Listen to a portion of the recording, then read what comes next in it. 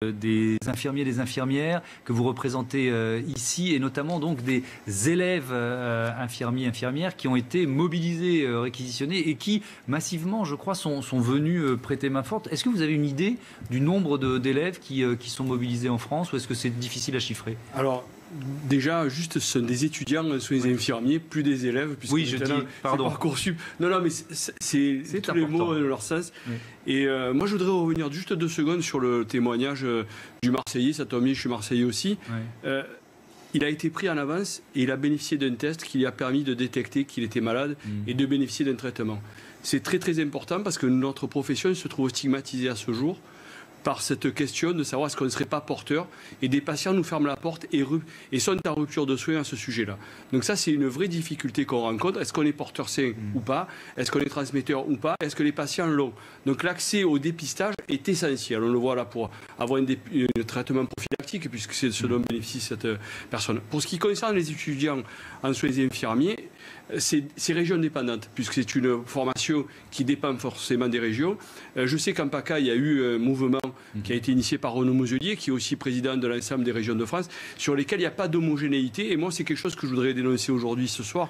Vous m'en donnez l'occasion, parce que ce sont des étudiants qui sont très peu rémunérés, qui font des stages en formation professionnelle et à la fois en institut de formation des infirmiers et à la faculté, et pour lesquels c'est vrai que la rémunération est extrêmement basse. 1,40 € de l'heure, c'est le bon chiffre, ça? C'est le bon chiffre actuellement. Mais la ministre du Travail a dit qu'ils allaient être payés au même tarif que les infirmiers, c'est ça? C'est à peu près ça, mais sur une période donnée, par une période de crise.